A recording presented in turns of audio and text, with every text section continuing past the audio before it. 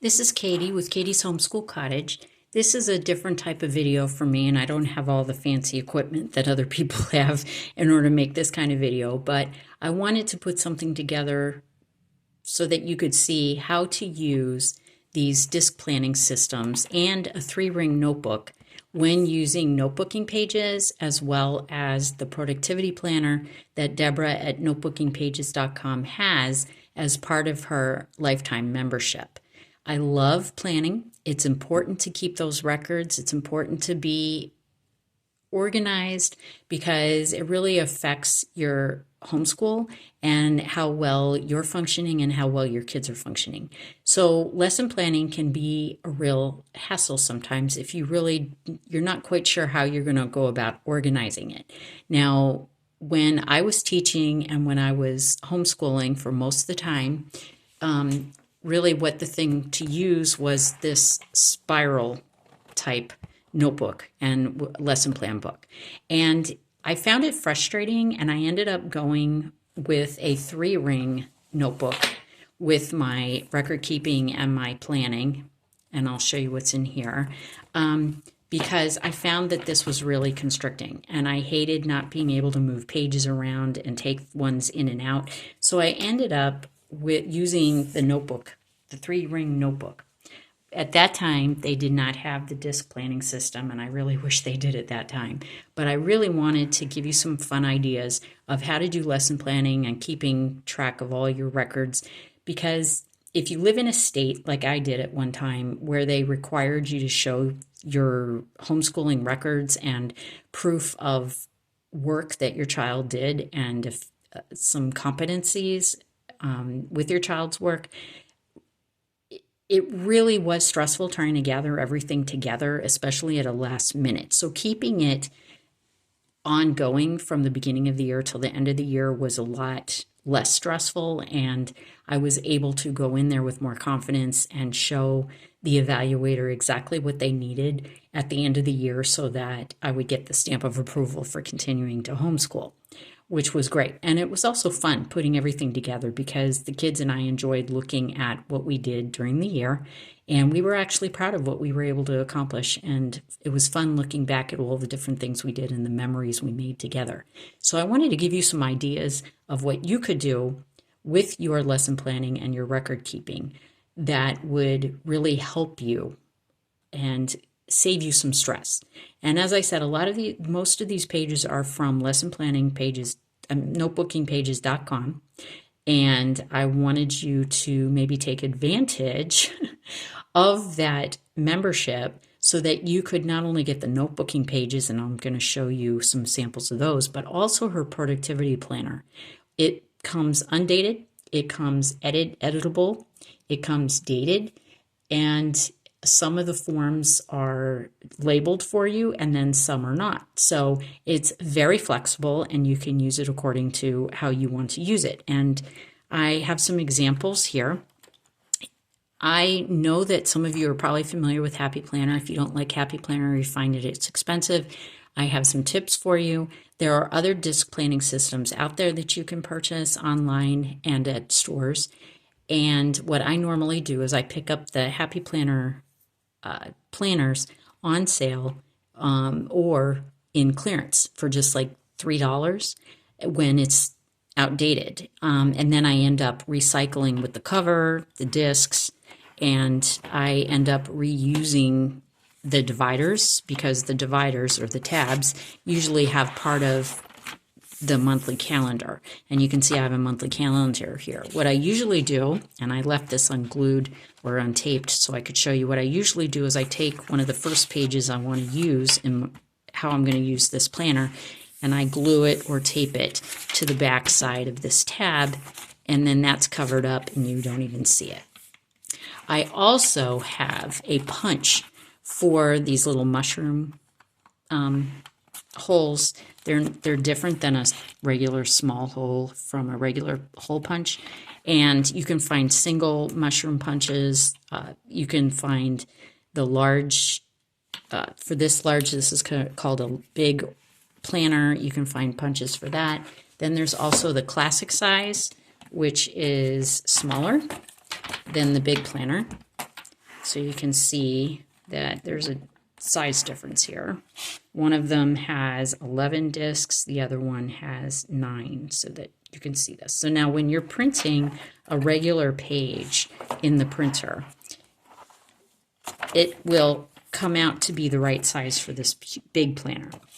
If you want to fit it in the classic planner, they call it a classic size, or a 9-hole, 9-punch.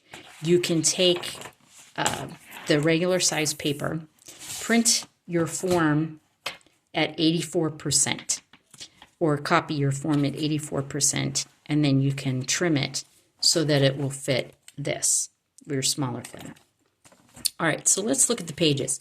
So notebookingpages.com in their productivity planner has the different calendars, and which is always nice to kind of just keep track of days of the week and the dates. And then they also have, for 3 months at a time, the calendar, and then lines underneath where you can keep records of maybe something happening that month, projects you want to do that month, field trips you want to take, books you want to read each month that you might want to check out from the library or purchase. So there's all different ways that you can use these lists and calendars.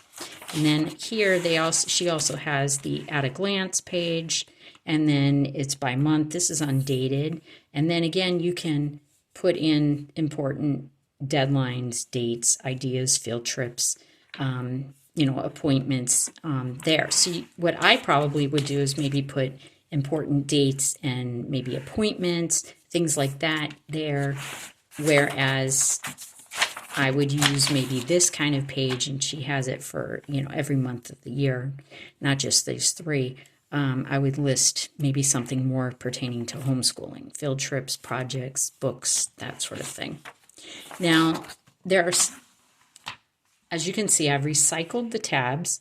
It used to be January, February, and so on. Now, what I could do here, I could, just like this one, for like maybe yearly planning, I could put yearly planning here.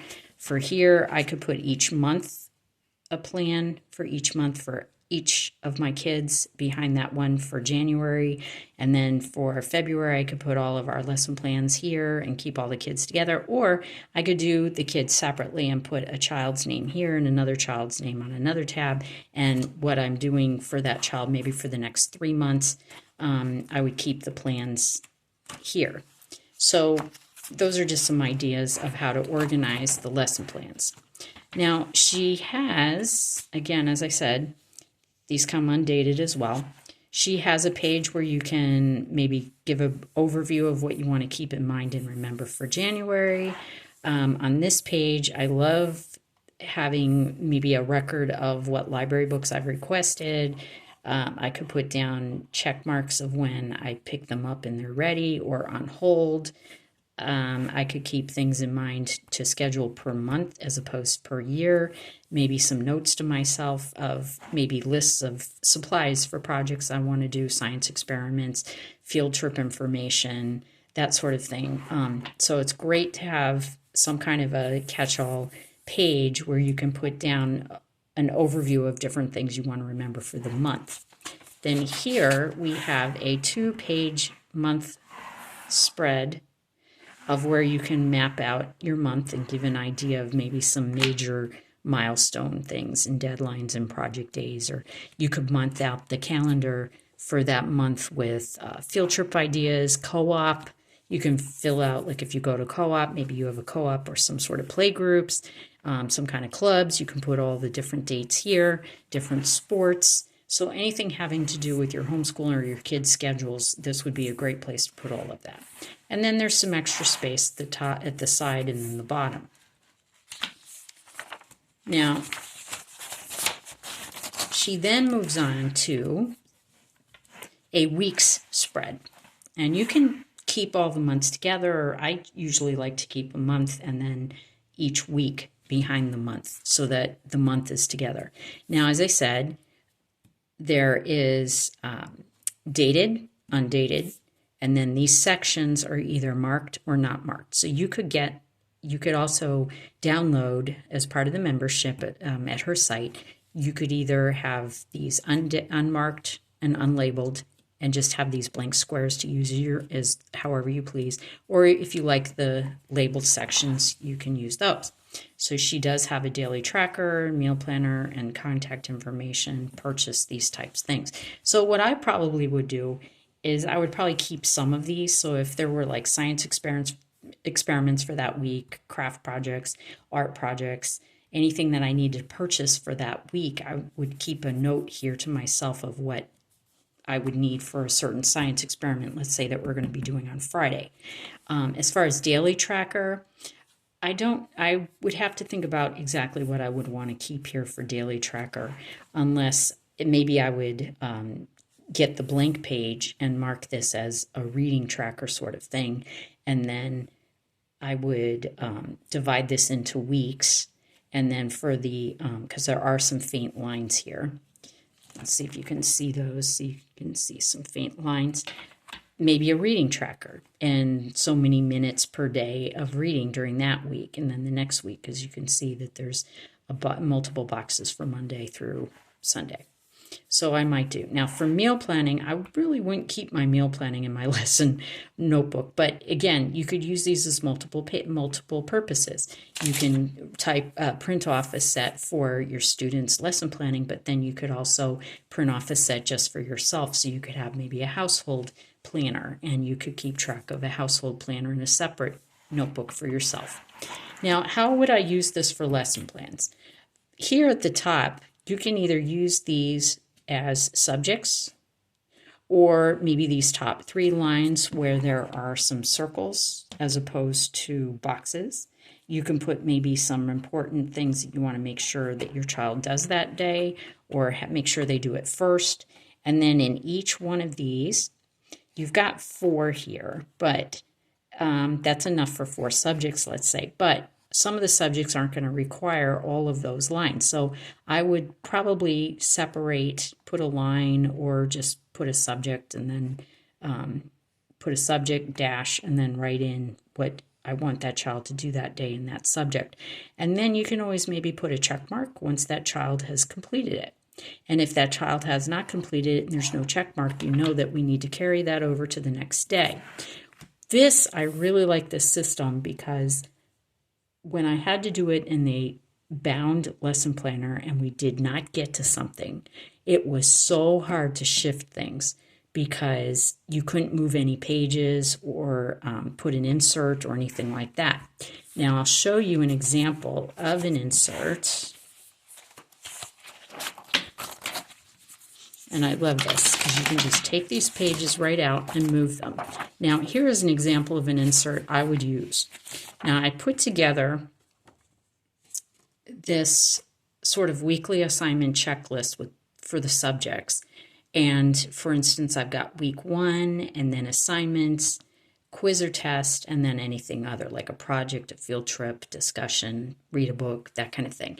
And this helped me keep track of what the kids were doing. So I might stick this in here and see how easy that is. It goes in and then out. And I might make some notes on this, and I might give it to my child and have my child fill it out, or I might give my child something like this. And this is on my website, and it's free. It's a freebie.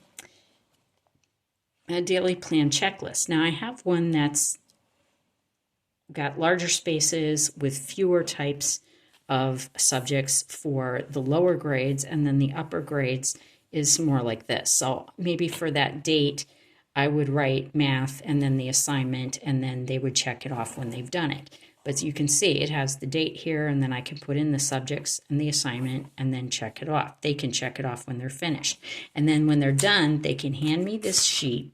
Then I'll know that I need to go, and if there's anything on here, I need to use a teacher's key, and I can correct their math, or I need to read their paper. Like, for instance, if they wrote an essay on a loose leaf piece of paper, they would hand that in with this check sheet. And then I would keep them together and know what it is that I have to correct and give back to them. And I can keep it in this section for this week, for this child's assignments. And then when I'm done correcting it, I can show it to them, and this is what I used to do. I show it to them, and then I would take this all out. I would go over it with them, and then we would put it into, and this is where you can get your child their own type of notebook here, or you can hole punch it and put it in here. Now, unfortunately, these mushroom type holes don't line up with a 3-ring notebook. So you can put an additional hole punch here and here, and that's how I used to keep a record of all of their work.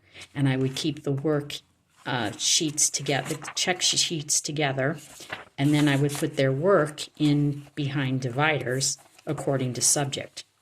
And that would show a record of all their work and then samples, so that I would be able to show it to anyone who wanted to look over, my records of what we've done.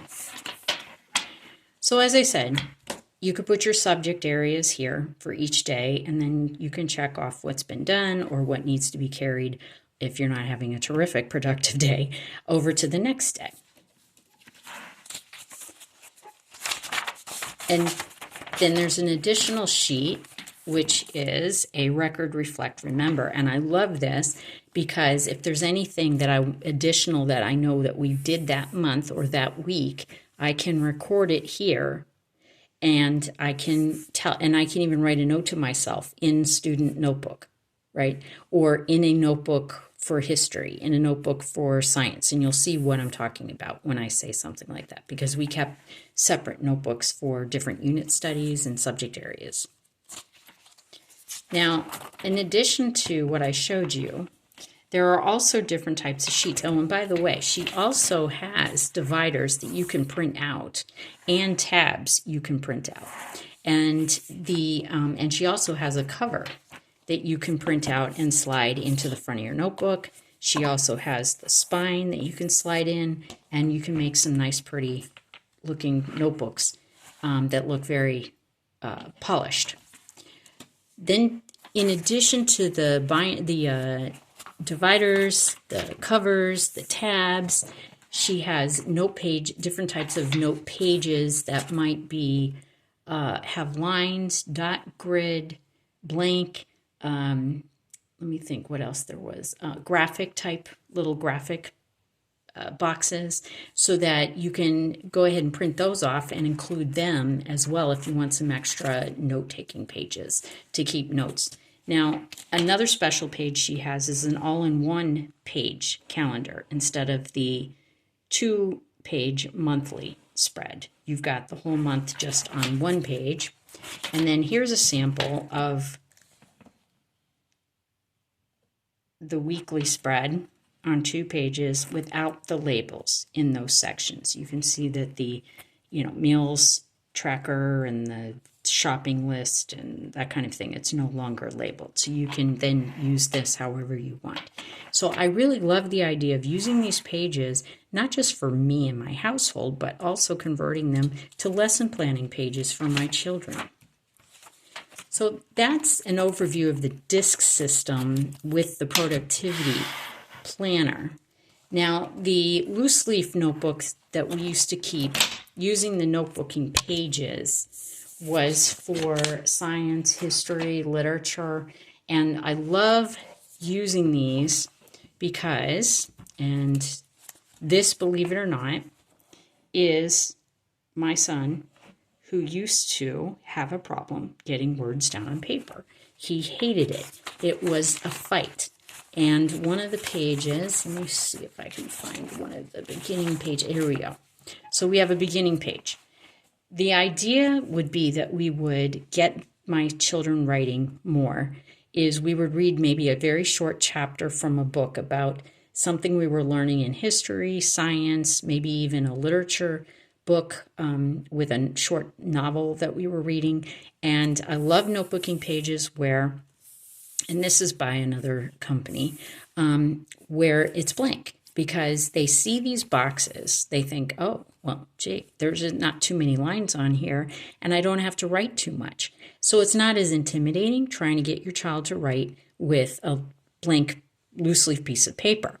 And once my child wrote about what we just read, then they would be able to draw pictures to go along with what they read. Now, this one, obviously, we were reading about Sumer, and my child, after we all read it out aloud, they would have to remember some things that they learned. And this particular attempt was one of the beginning attempts. So you can see that it's very basic. They say they built the wheel. This is Sargon of Akkad. He fought the Sumerians. It was used. This wheel was used for carts for trade. It was first used for pottery. And then down here they have a mud brick, dried and used for building, and then reed huts. So they remembered some different points that we learned about the Sumer. Then, as they got more practice in rewriting, or kind of telling me what it was and restating what it is that they heard from our reading, they wrote it down, and then they would draw pictures. As I said, I chose the notebooking pages that had boxes with just less intimidating lines. And the idea of writing things down when you're learning is actually a scientific study that was conducted to see how well people retained information. And it was discovered that they retained information better once they wrote it down. And it was a main component of learning. So I've always included the whole idea of writing information down as we learn it, because it actually helps embed it into their memory. The other thing is it helps them to organize their thoughts and clarify thoughts, and also be able to communicate those thoughts clearly by first saying, okay, yeah, this is what I remember, and I remembered this, and I remembered that. And they sort this information out in their brain, and they then put it down in writing. And they get better and better at it as they do it. Now, we did a couple of pages per week. Then we might move up to maybe 3 pages at the most per week. We didn't do this every day, because then it would become boring and like drudgery. So we would do 2 to 3 pages per week when we were doing some sort of history study. And you can see that we have a little bit more information here, and the sentences are becoming more finessed. And the drawings are not quite as finessed, but the writing is becoming more finessed. And then you can see that this is my child who really did not want to write anything, and he started writing more and more. So you have the Sui dynasty. Excuse me if I'm not pronouncing, Yang Qian attacked the southern part of China and united them. He got millions of peasants to make the Grand Canal. People were now able to trade between north and south. So you can see that it's not just random facts anymore. It is a beginning, sort of a middle, and then it concludes. And it's a summary. So they move from regurgitating facts to summarizing important information, so that they learn to weed out important information. And that was my child who really did not like writing that much. And you can see that this was in April, so from the beginning of the year toward the end of the year, now he is writing a full paragraph, full page, and this time no pictures. So I'm telling you that this notebooking pages really works. Now my older son, he didn't like a whole lot of writing either, but as you can see, by the time we got to the Chinese dynasties, he was then writing full paragraphs and really enjoying the drawing. Other times when we didn't draw something, we would maybe cut out a picture, such as a map. Here you can tell that this was the beginning of the year for my older son. He enjoyed the Hittites and the Assyrians, but there wasn't that much writing. And again, this was also at the beginning of the year, little bit of writing, more drawing, and then a timeline. Other things we could do is, again, we did a study on our crests with our last names. We put the pictures in there. We drew a crest. This one son did Red Bull. And he decided that that would be his crest. So he created a crest for himself. Another thing we did was science. And this is an example of a lab report page from notebookingpages.com. Notebookingpages.com has notebooking pages for all subject areas and all types of notebooking pages. Some are the likes that I showed you with the lines and the boxes to draw pictures, and then others are for instance, collecting data. There's all different forms of the lab report. Something like this we did a science study in botany. This was one of my younger son. So as you can see, it's less intimidating with coming up with some facts about stomata and then drawing a picture. Same thing with photosynthesis. And then here he wrote just kind of something about how scientists used Latin for describing things with botany. And then this notebooking pages is a blast from the past from 2006, where it's the lines and it's about vascular plants. And you can see that it's very friendly to young learners getting started with their writing. This one's about moss.